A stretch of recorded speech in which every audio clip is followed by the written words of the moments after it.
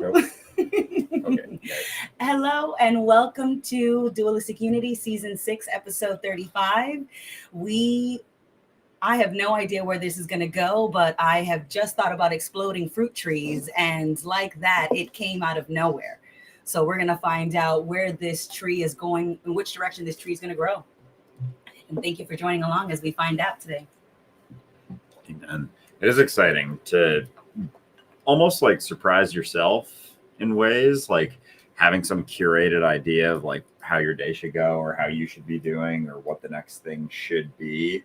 It's like there's a lot of life that gets cut down. There's almost like a dulling of your experience the less you're willing to allow yourself to surprise yourself. But and it's not to say you got to let go of a lot of things, but there is a sort of rigidity, that sense of control to like not just keep your environment under control, but keep yourself under control. And there can feel like there's like almost something in the way from doing that, but a lot of it is just your own assumptions, your own sense of comfort that like you staying in control is what's best, because then you feel like you know things a little bit more, but it's you still don't. Like you still don't know what you're expressing, you still don't know what you're showing or sharing or doing. So keeping yourself under control is just as much an illusion as, quote unquote, not being under control is just our idea of like kind of being tense and rigid. Like if I'm tense, I'm under control because I'm aware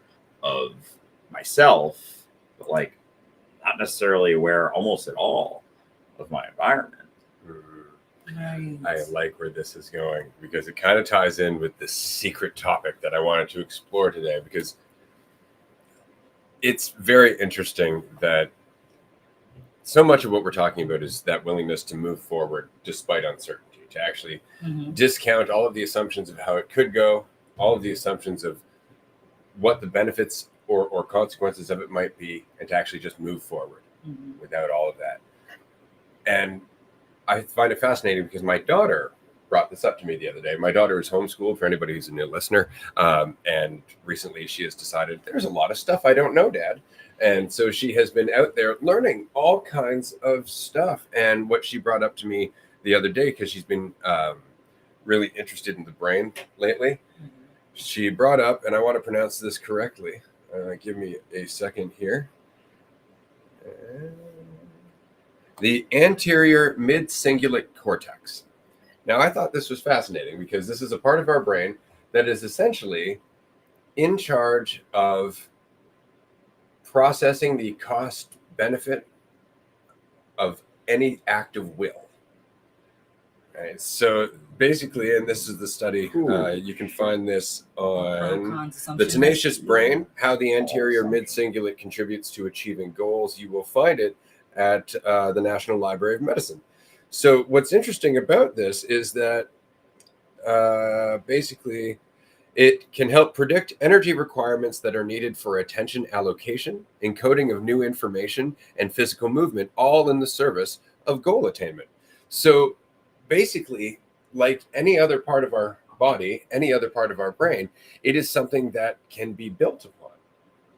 But the most common response to going through something difficult is to pull back, to try and maintain that sense of control, that sense of the familiar, of the comfortable.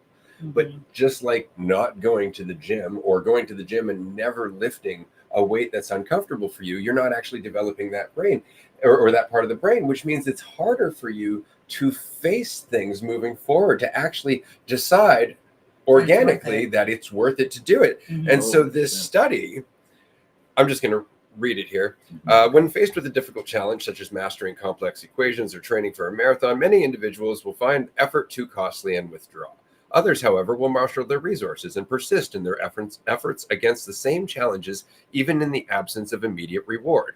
This individual difference has received a great deal of attention in recent years, as growing research indicates that individuals who persevere in the face of challenging situations show better life outcomes in the domains of health, academic achievement, and career success.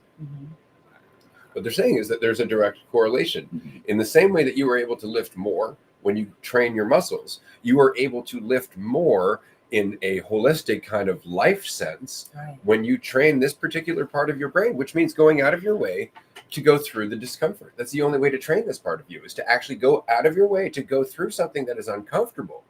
Okay.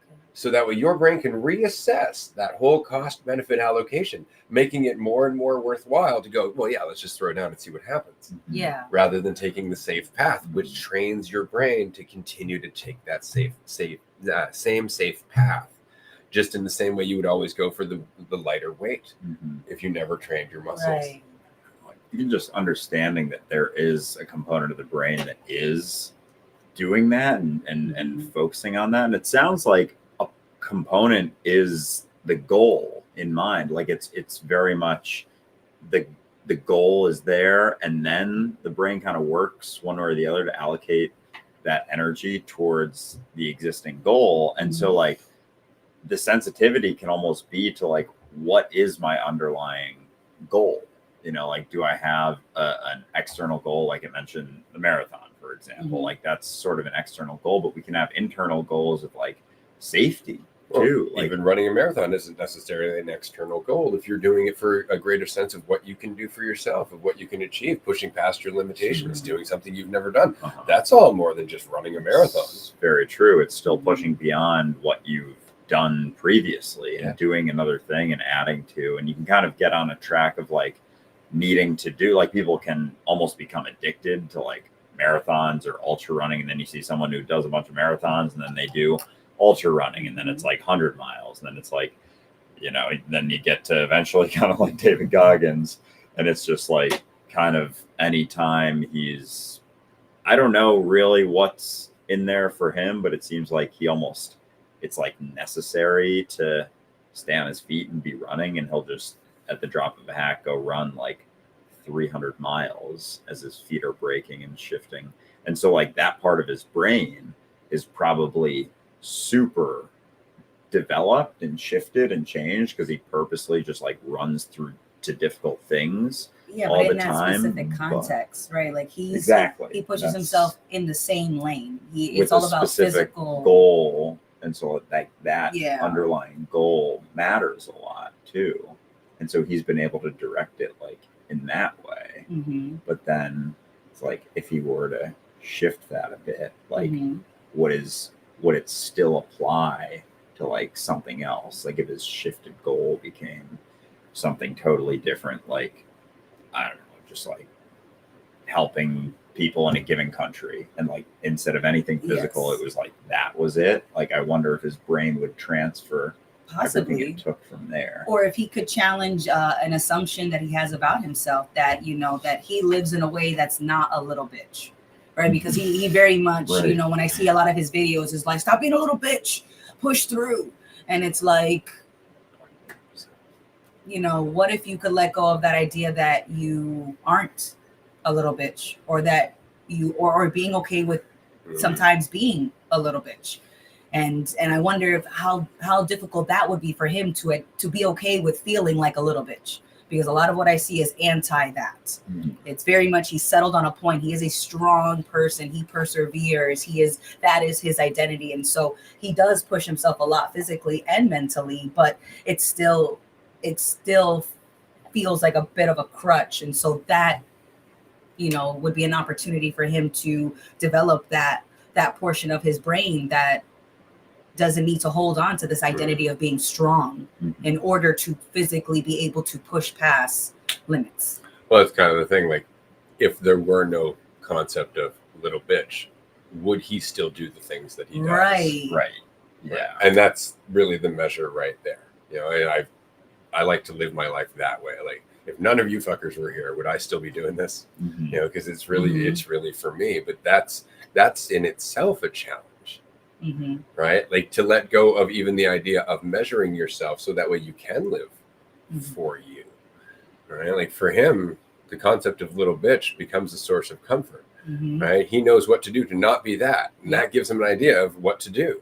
But that becomes a box in itself. What's going to happen? What would happen if all of a sudden he injured himself? something outside of his control. He wasn't able to do these things anymore. Yeah. What kind of mental frustration, what kind of psychological if he couldn't torture? run 25 miles in the morning, if he couldn't do that Oh my anymore. God. I think it's happened to him a couple times because he's always Right. kind of injured. He runs. But through for how injury. long are you going to do that? Right? At what point does your body go, hey, I'm still organic? Yeah. You know, like I still have feelings, motherfucker. You know, it's like, yeah.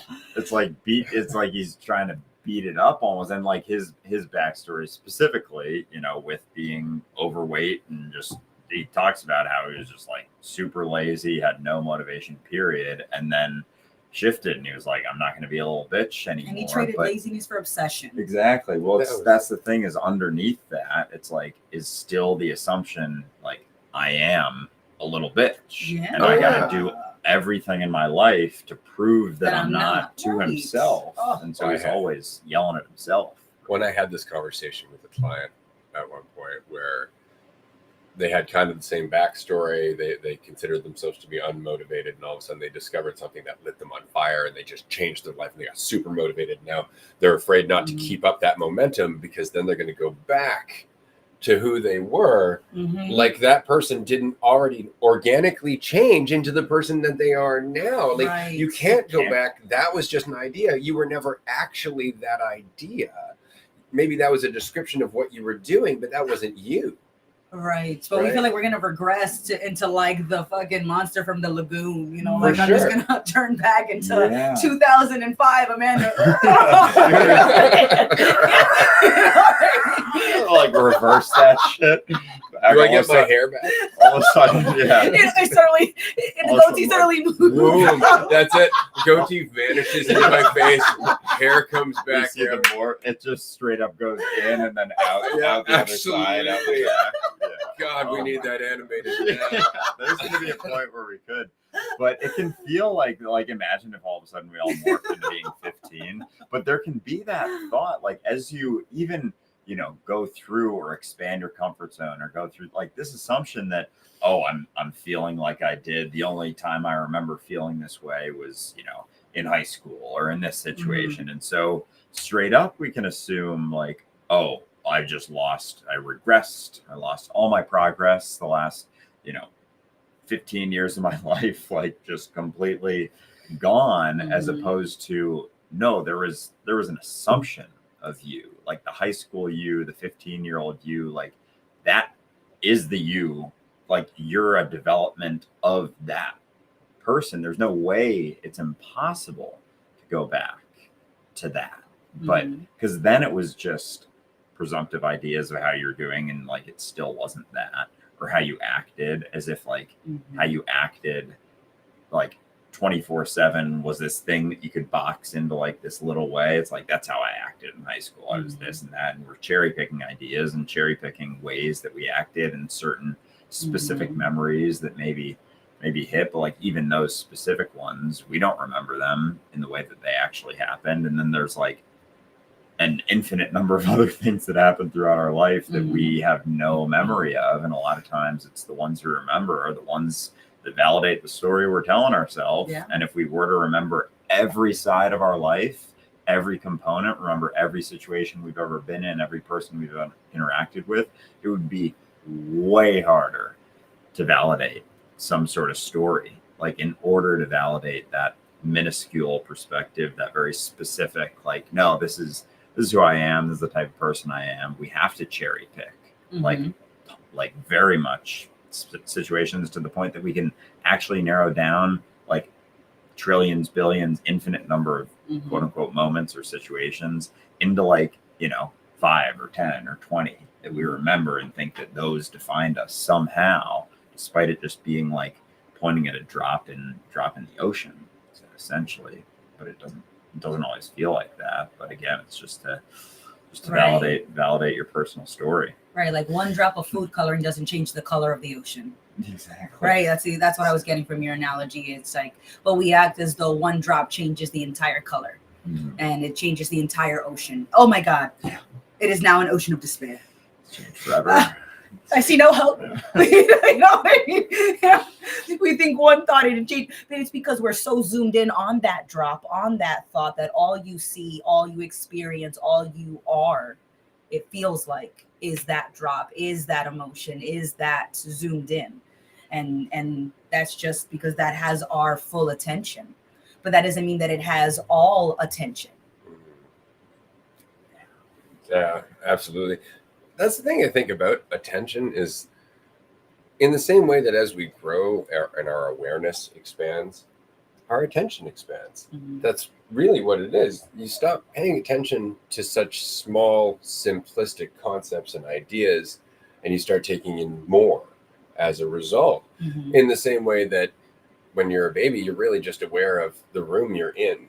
And then all of a sudden you're aware of the house that room is within. Yeah. And then you become aware of the neighborhood that house is within, with the room within it. And then you become aware of the town that the Right. neighborhood is within. And then, the state and the country and the world starts to expand over and over and over again. But each and every time our awareness expands and our attention has to expand with that.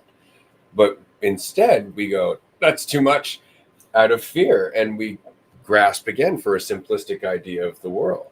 We Mhm. grasp for some sense of comfort. Zoom in for whereas safety.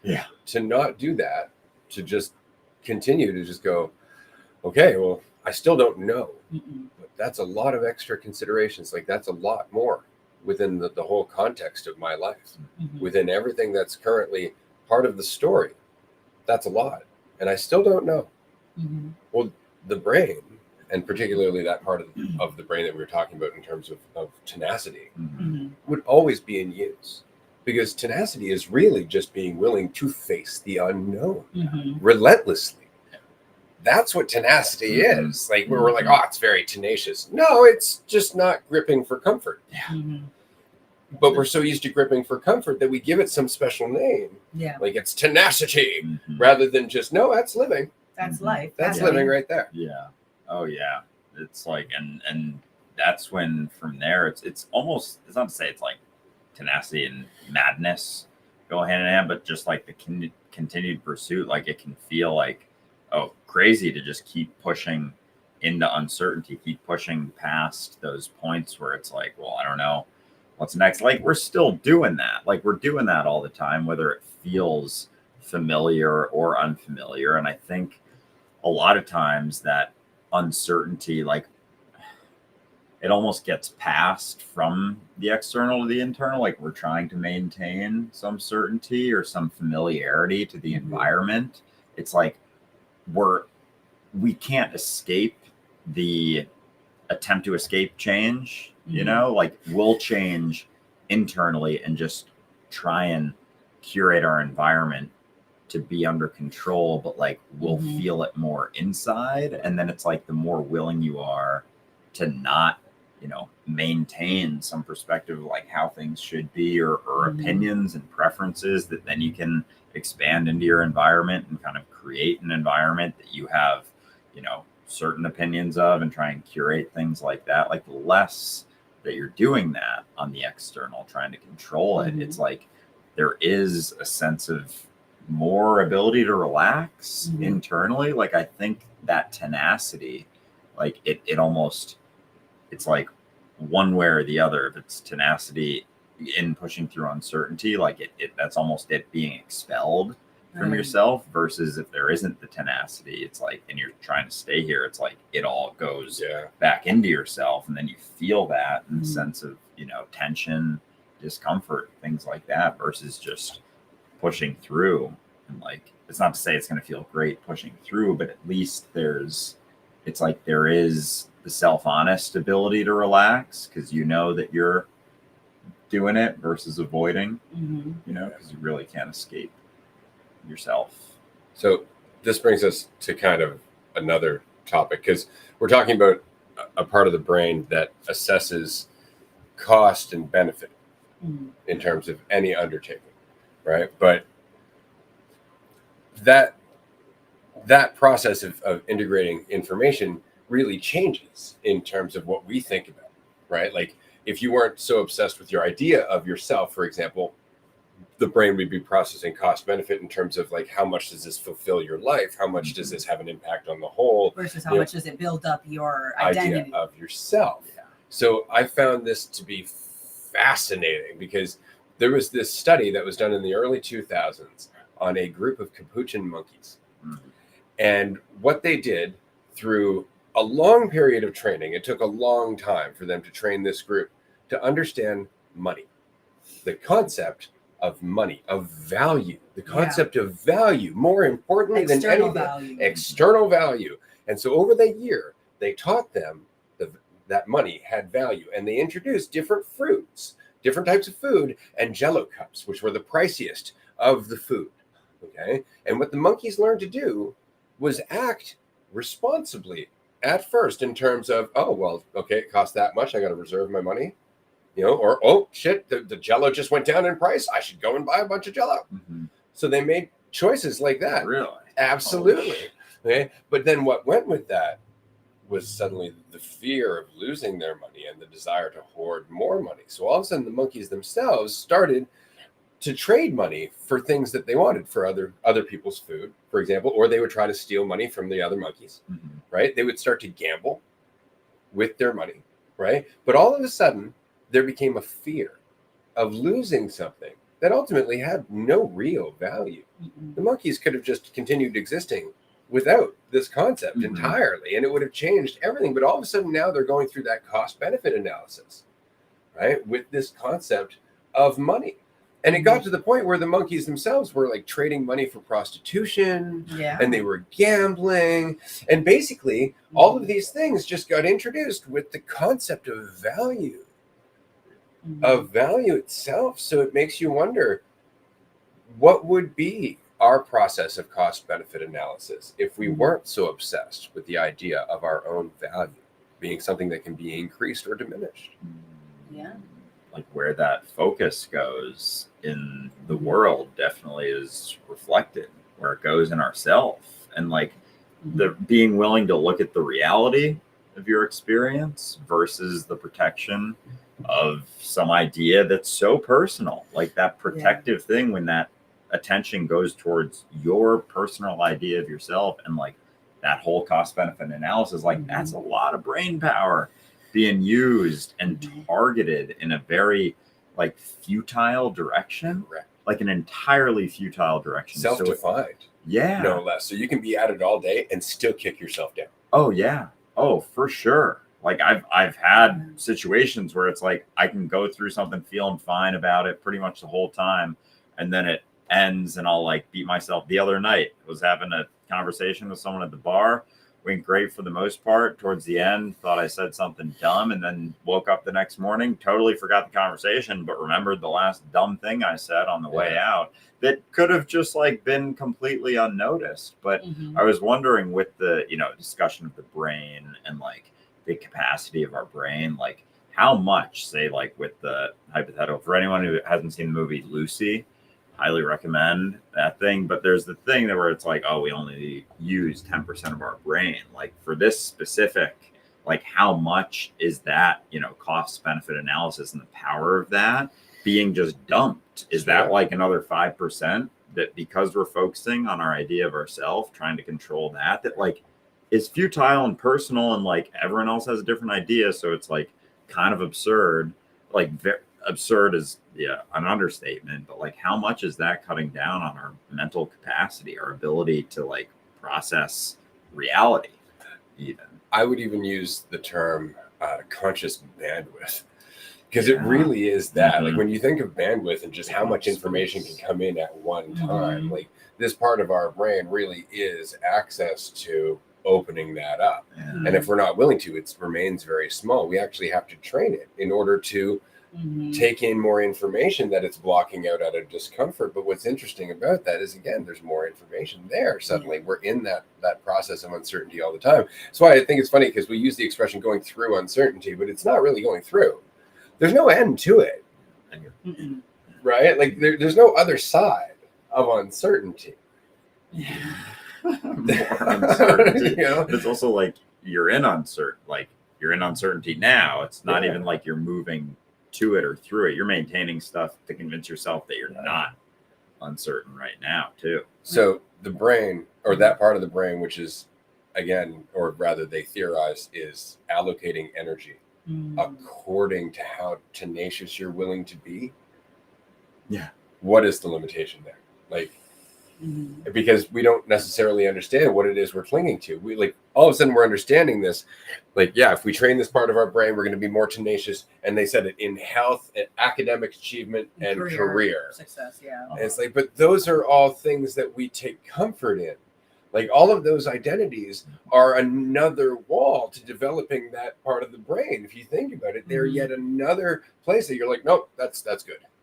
It's like, what exists outside of defining yourself with those things? What kind of life exists outside of clinging to some concept or structure or path? Right. And so that, like, even that, like, we recognize it, but then we're like, immediately that fits into the known. And immediately fit that into the known. And we're just like, hold on, stop, look at what you're saying there. But we have to look at it through, again, that immediate tendency towards bias that the monkeys were showing as soon as there is the idea of value. As soon as there's the idea of value, we don't want to push certain walls. We need to protect that value. And that value is, at the moment, invested in our idea of ourself. So as much as we're like, yes, this part of the brain is the key to unlocking our potential, but within this framework. Don't go outside that framework. And nobody sees the bias because their value is determined by that framework. They're not willing to give it up. The idea of themselves is as much unnecessary as the money was to the monkeys. But we've convinced ourselves it's now necessary. It's part of our environment, and therefore we have to use it. We can't just move beyond it. So what exists beyond that? You know, like, because even with the, you know, getting a good job, living a good life, buying this thing, like whatever, it's like, we'll use that part of the brain to get to those things, but then it's like it's got that sort of cap, right? Like it's this, like, I don't know, like a dome, like a perspective, like all the things that like make you successful, accomplished, whatever, are like those self-defining things. And that's kind of the extent, like how well can I define myself? Like how many things can I achieve or accomplish that mean something about me in the best way? And it's like, you know, the tree we were referring to in another recent episode, like that's all focused on, you know, yourself and feeling good about yourself and how you fit in to the world, as opposed to like being the world, and like what that opens up. Like when you push past, or it's not at all about you, like being a certain way or achieving certain things personally, and it's just like you kind of become a tool for yourself to have experience, but not make it so much about you, because it is very reflective. Like, you know, you're making it about you, you're making it about like how you're doing. It's like that's what you feel.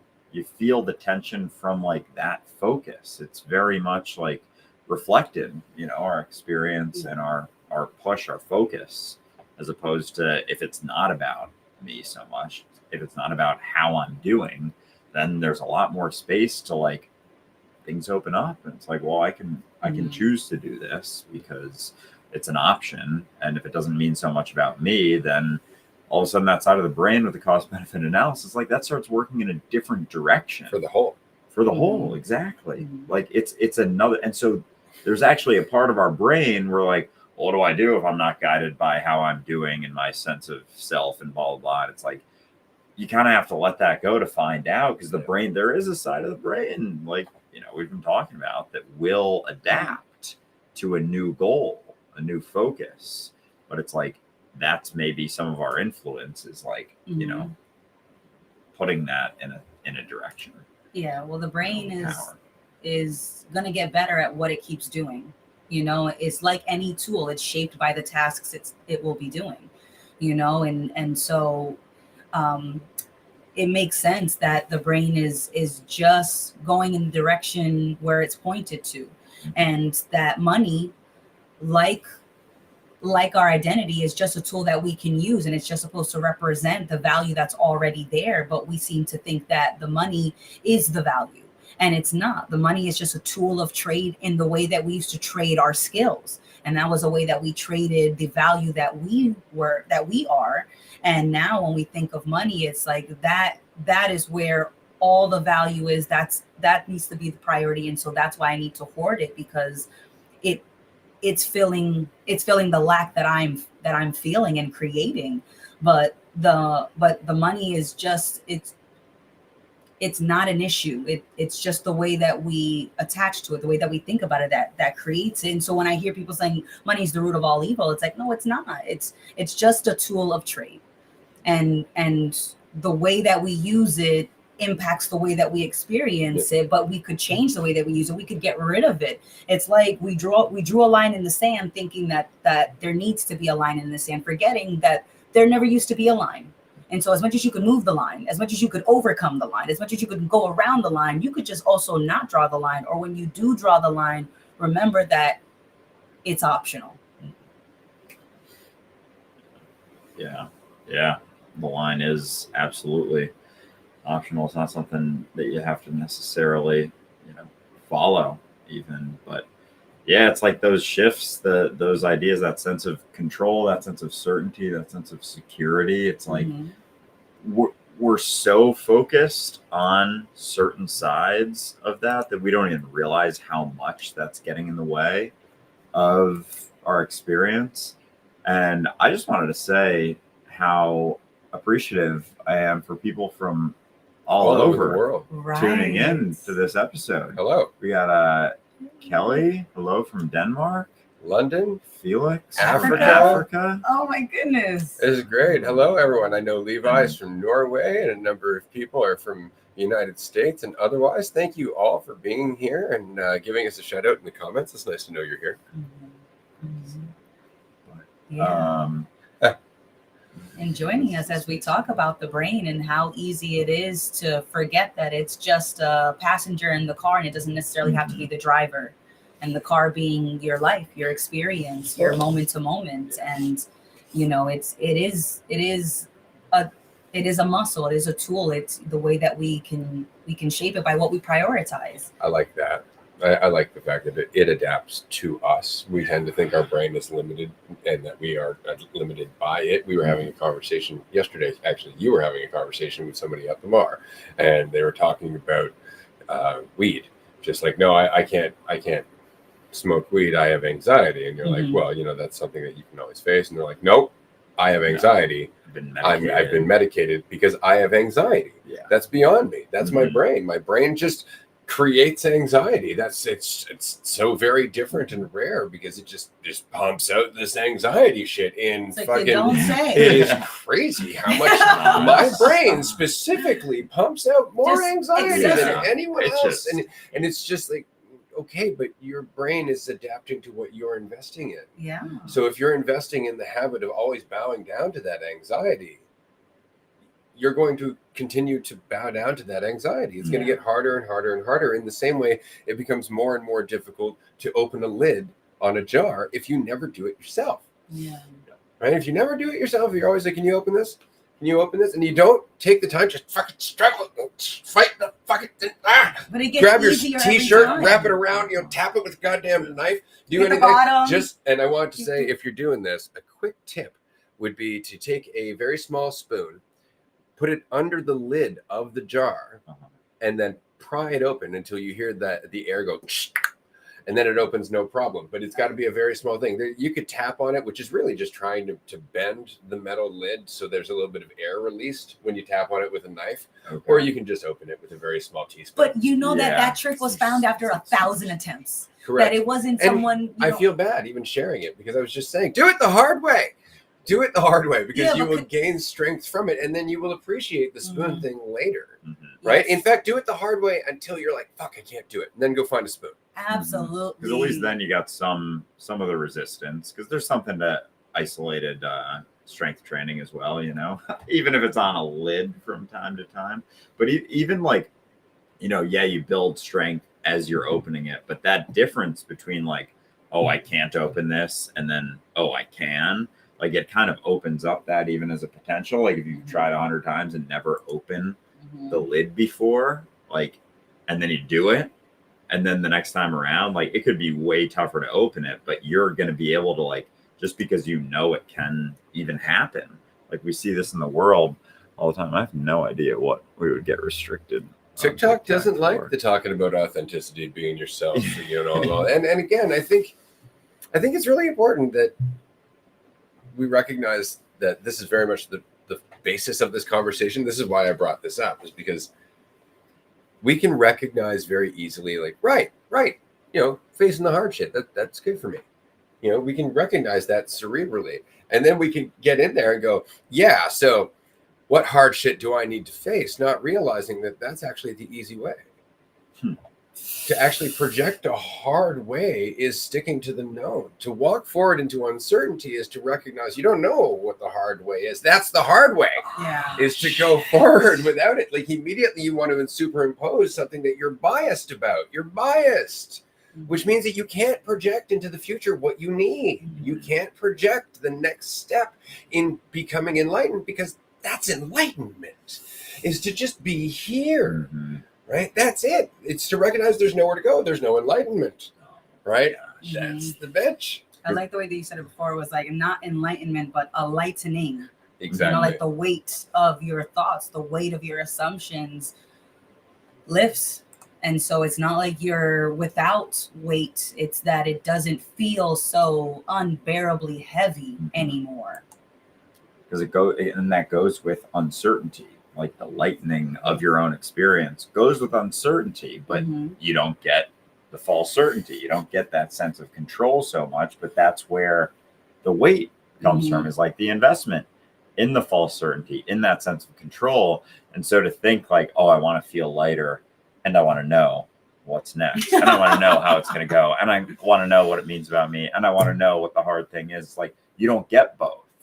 You don't get to have both, but you know, if you're convinced that control can work, that like, no, I know what I want, and once I get there, that'll be the case. Like you can kind of, I don't know, it's not to say that you can create a lighter experience, but like it's never really gonna be that. And I was thinking about, you know, like doing the hard stuff, and like going back to David Goggins. It's like for him, he's convinced like the hard stuff is going on long runs. It's all physical things, mental, whatever. He probably does all sorts of really, really hard things, but there is a degree of knowledge behind that. Like all the hard stuff, you know, we're convinced like, oh, I run a marathon. Oh, I do like, and I've seen examples of this in my own life too. Like I went to open mic comedy night one night, and that was like, it's not to say that wasn't a tough thing. That was like something to quote unquote overcome or whatever, just getting up there and doing it.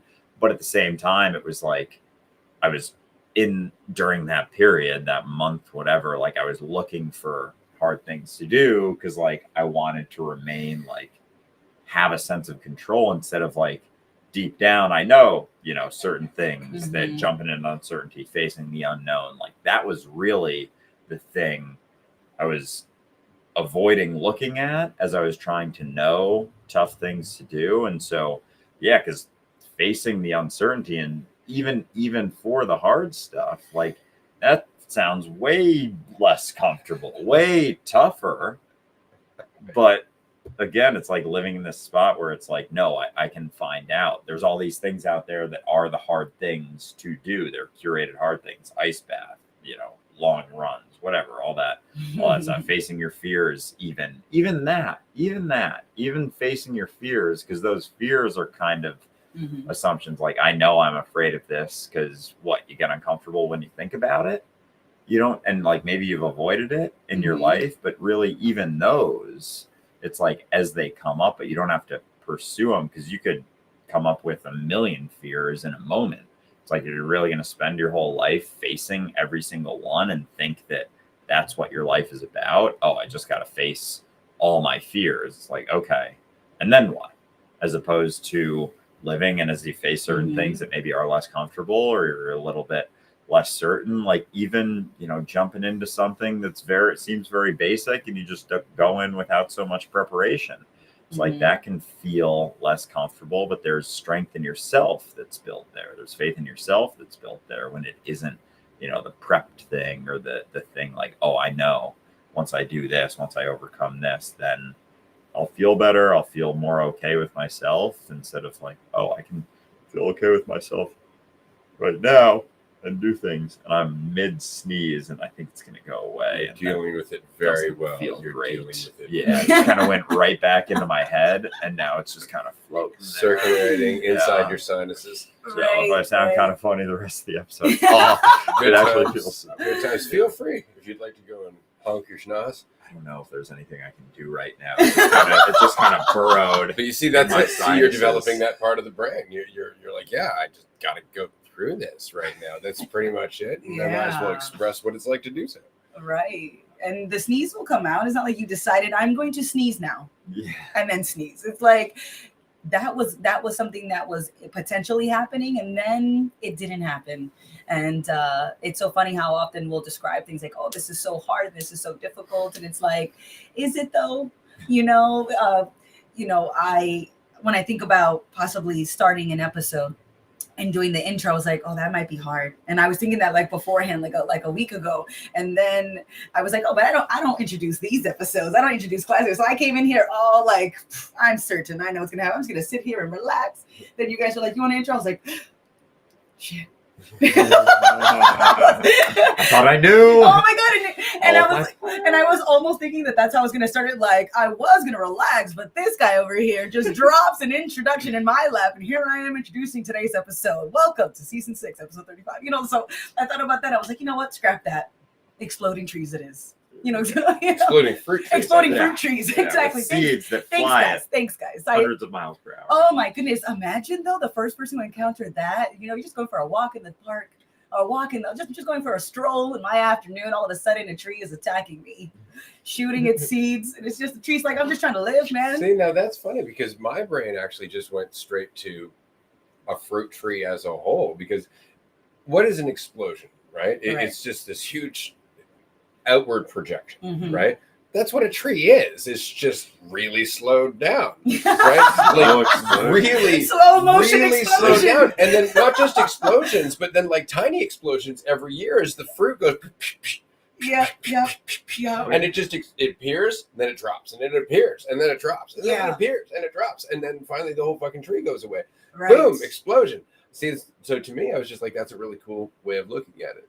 Right. If you were to watch a tree grow, like in super speed, it would look like a mushroom cloud. Yeah.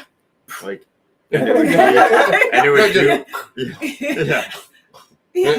And for anybody who's listening to this after the fact, what I just did was an exploding upward motion followed by a falling over motion, followed by an exploding upward motion, followed by a falling over motion. Because on a fast enough timeline, that's exactly what it would look like.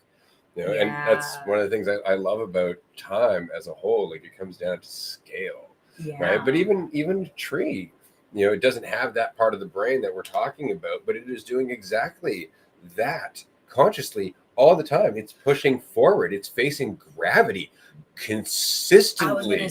We have to lie down. We have to actually take a break. Gravity beats us every fucking day. Whereas a tree never relents. It never gives up. It just keeps going. So what I find fascinating about this conversation about the anterior mid-cingulate cortex is the fact that we're saying that it operates in terms of energy allocation based on a cost-benefit analysis in terms of what's the benefit of me pushing myself like this? Is this worth it? Right. So it's very much the governor on our conscious bandwidth, on how much awareness we're willing to take in and work with all the time in that state of uncertainty, moving forward. Well, what would be possible if one were to consciously just surrender the idea of cost benefit, to actually move beyond the idea? Because ultimately what we're doing is we're telling our brain there's a benefit to letting go of cost benefit. I assume that one will be farewell. Right? There's a benefit to letting go of cost benefit, right? But there's also a cost to letting go of cost benefit. Yeah, but what is this cost? That's the point. They don't really exist. Yeah. The cost is the way that you think, right? The cost is the known, right? The benefit is the unknown, but that's not a benefit because that's That's It just is. what it is, Yeah. right? So we're literally hacking a part of our brain by simply changing the mentality that we operate on.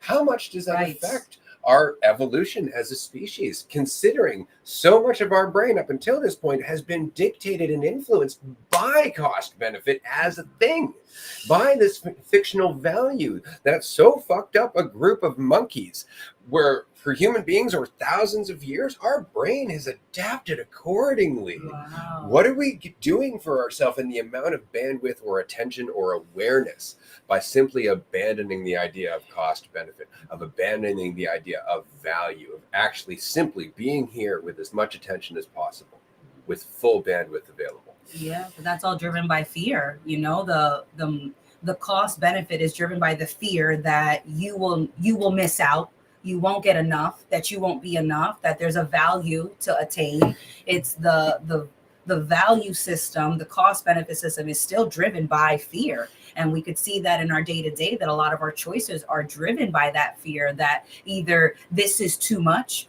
or I can't handle it, I won't do it well enough. But that's all just fear. You know, it's not worth it to be authentic. It's not worth it to show up. It's not Right. worth it to pay attention. All of that is because I'm scared that I couldn't pay attention, that I couldn't show up, when every single moment I am. Period. Yeah. We don't even have to continue. It's like this, everything is just existing. And it's like, of course, we don't need the cost benefit template, but we made it and then used it over and over and then forgot why we created it to begin with, because we've been using it on autopilot. But so I think that, you know, when we're talking about like bandwidth and like using 10%, it's like, when the fuck do you use 10% of your brain? Because last time I checked, you're using the whole thing the whole time. Yeah, You're using all the parts of it. You know, it's just that we want to measure like, oh, well, we didn't use it like Einstein. Oh, we didn't use it like this person. And it's like, the whole brain, your whole body, every cell, existence is always working. Existence is always moving and grooving. You know, but the conscious bandwidth, I think, is a better, or it's another way that we could describe just the experience of attention being expressed. Is that it's not that you need to use more of your brain, is that that there is more attention available and you could access it if you would stop zooming in into the how and just look, you know, be the what. Exactly. And I think there's some evidence for that, like in terms of the brain actually adapting according to how much attention you are willing to spend and how much you are willing to plunge through the unknown. Mhm. For example, Einstein's brain. Glad you brought up Einstein. Mhm. Einstein's brain has been studied. I think it was also stolen. It was at stolen one point. because he did not But get yeah, permission. absolutely. But The brain. it's been studied, and what they found was Look that at those he lobes. had an especially thick layer of kind of connective tissue on the It was a lot outside thicker, they of his said. brain. And they're like, well, that's why he was Einstein. And I would say that he was Einstein, and that's what made the brain shit happen, was because over time, just through not putting a governor on that bandwidth to the same degree, which is why he was so keen on visualization, on imagination, on looking to otherworldly things that people wouldn't even want to look at. Like, I wonder what light looks like when it travels. It's like, holy fuck, that's a great question. And you start immediately, your brain's churning on shit that everybody else gets uncomfortable about. Yeah. Well, what are we doing all the time in this conversation? Every time we're like, you know, oh yeah, this really sucks. But does it really suck? What does suck mean? What do I mean by sucks for me? Who is me? And then all of a sudden you're going through all of this discomfort, and you're dissecting everything. You're like, oh, another layer. Ooh, what's under? Is there under something underneath It that? sounds so simple. right? But all of that is part of the process of eventually letting it go. Mm-hmm. And I think that that's what it is that we're still dealing with remnants of just wanting to hold on to the end, holding on to the edges, you know, not letting that bandwidth just be fully untapped, Mm-hmm. not letting ourselves be in the flow as it's flowing all the time as the flow, Mm-hmm. because we keep going back to this idea of ourselves, and that idea can't possibly face that. There are things on the line, right? There's value, there's certainty, there's security, there's I could safety. risk losing myself. Immediately, there's this idea, there's a self that can be lost. You're like, how can you do that? Without even realizing it. That part of your brain has went, oh, hold up production, slow that shit down. You know, that's not worth it. There's a cost. You know, and I don't see a benefit. And there isn't a benefit. To the ego, there is no benefit. To the idea of yourself, there is zero benefit of letting go. But to the reality of you, You know the benefit. You feel the benefit. That's why you're having this conversation. That's why you take that time to go for a walk. That's why those moments of silence have so much value. Mhm. Is because the real you, the one that's experiencing this right now, Mhm. you know what the benefit of letting go is. But the idea of you is going to fight and struggle every step of the way because it is holding on. The idea of you and holding on go hand in hand. Mhm. And so it really, like anyone who, like an Einstein or a person like that shift where it's not the, because we're so fixated on like learning more, gaining more knowledge, improving ourselves, but like Mhm. maybe someone like Einstein, and as we've discussed in this episode, just let more of that happen. It's just not getting in your way so much. It's like the potential is all there. Like the potential is all in you. You know, your highest self is like you as you are. Like it's very much. And Einstein just didn't put so many blocks in his way, so many assumptions, so many ways that like There's a quote that backs that up. Yeah. A problem can't be solved from the same state of mind. That Right? created it. That created it. Yeah. Like that indicates right off the bat, he knew the value of letting go of his state of mind. He knew the value of questioning what he thought to be real. Yeah. And I like where he said also where he people think that I'm smarter, but I just take longer to answer a question. He sits, he in his opinion, he would sit with questions for a lot longer, just chewing. And that was in his opinion why he would find or lead, to answers that were so different and so unique. It's just because he would sit with a question for longer. He would just be space for, instead of rushing to settle on a point where you think the majority of a topic or all. And so I liked that he was like, it's not that I'm not smarter, I just sit with questions longer. That's it. That's it.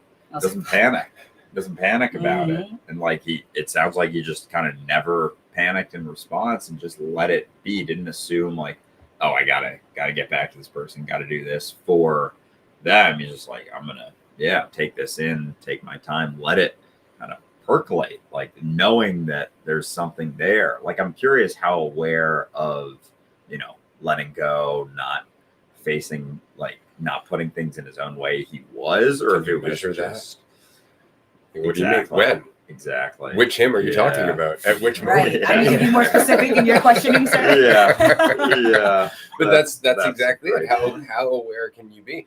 Yeah. You are awareness. Yeah. That's not even a measurement that exists outside of that concept in your mind. Yeah. We had a conversation with somebody the other night who was having kind of a hard day, and I'm like, you feel kind of heavy, man. And he's like, what? I'm supposed to be at 100% all the time? It's like, you are at 100% right now. It's just you're just 100% paying attention to something that's weighing you down. Like that's all.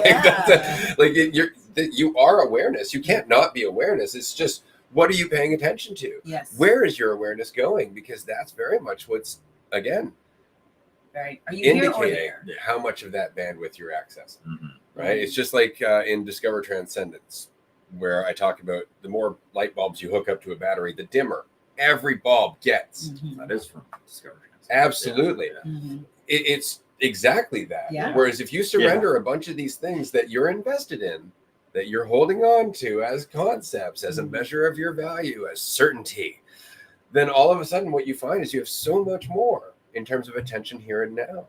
And there's no way for you to measure that. That's the bitch about it. But you can watch it over time as it impacts your life. Mm-hmm. Day by day, moment by moment, year by year, all of a sudden what you recognize is that your life has dramatically changed by virtue of you just putting more of your attention into it as it's happening. Mm-hmm. That's not a measurable change. You can't be like, and this on this day, this changed in my life, and everything. Absolutely. But the point is that over time, your understanding of awareness, your understanding of yourself, your understanding of the concepts that you hold on to grows, it changes, and that part of your brain continues to adapt. Mm-hmm. Right? And that's why I love Dualistic Unity. I love these conversations, because all of these conversations, if somebody was to go into this, how am I supposed to apply this to my life, though? Damn it. Right? They wouldn't get anything out of this. But to face that, to go, well, they're not actually telling me anything. I have to process this myself. I have to look at where my discomfort lies, and I have to look at where I would prefer to think my discomfort lies, because that's the trick. I need to look at what I'm like, no, I need to deal with this. Immediately be suspicious of that. Immediately, if your brain's like, this is the solution to our problem, don't trust that motherfucker, because the hard part is to not trust that motherfucker. And that's what you haven't trained yourself to do. That's the point, is to let yourself be here and let what happens happen as you. That's it. And that's that act of faith. This has been a fun episode, everyone. This has been a blast. I want to make a quick announcement before we wrap up today. The Port Alberni tickets, they are not publicly available as yet. And it's because we decided to give our Patreon supporters a couple more weeks. The reason being, a few of them reached out and said, hey, I don't quite have my plans together yet. I'm still waiting for work to let me know if I can get the time off, that kind of thing. So we're gonna hold off for, I don't know, longer. Let's just say until week. after the a couple more 15th. weeks. Yeah. Let's just say maybe the weekend of the 20th. Let's say the Sunday the 20th. I think Sunday's the 20th. No, that's Saturday. Sunday the 21st. 20-ish. Yeah, exactly. Somewhere in July, we will let you. We will let those tickets be publicly available. If you don't know about our Port Alberni retreat, it's dope. It's going to be amazing. You can check out the details on Patreon at the moment, or listen to previous episodes where I droned on and on about how awesome it is. But for now, I think we're going to wrap up. So that's it for me. I just wanted to say thank you. For everybody. Shout out to my daughter, who of course introduced the concept of this part of the brain to me, and the importance of willpower. And shout out to everybody who is doing this in your everyday life, because you may not see the impact. I may not see the impact, but it's known. It's known that you're making one, and it is appreciated. Very much so. It's there, it's playing out, and we are each other's environment. So when it's that ability to measure cost benefit isn't so fixated on yourself that just keeps fucking dumping things into the void, that sort of investment in control, who knows how the world's going to shift and change, but it starts with us. And I also don't even know what the world is right now, beyond my assumption of what I conveniently like to think that it is, which is far too simple. But yeah, this has been a lot of fun. I've been enjoying doing the sub 1 hour episodes. I know we discussed possibly in season 7 keeping things like a little bit more I don't know, shorter. But yeah, so I'm gonna stop now. But Jay, Mary, Kate, Marie, appreciate you guys in the comments, and everyone else who is in here from all over the world. It was great to see Felix. I noticed some of your comments in there, and we have lots of other episodes throughout the week where we're checking in on questions and do our call-in show and do our Q&A sessions. So lots of opportunities to get more questions in there as well. But it's been great. Amanda? Oh, well, thanks everybody. It's been a blast, and appreciate you all joining, and look forward to keeping this conversation going and all the explorations outside of the chats. Take care, everyone. See you next time. Bye, guys. Bye. Oh, one more thing, actually, before we sign off. We will be joined this Monday by Levi. So check out that episode, which should be recorded 4 p.m. Eastern time this coming Monday. We're going to have Levi on for an episode. We're going to cover some dope shit. That's it now. I promise.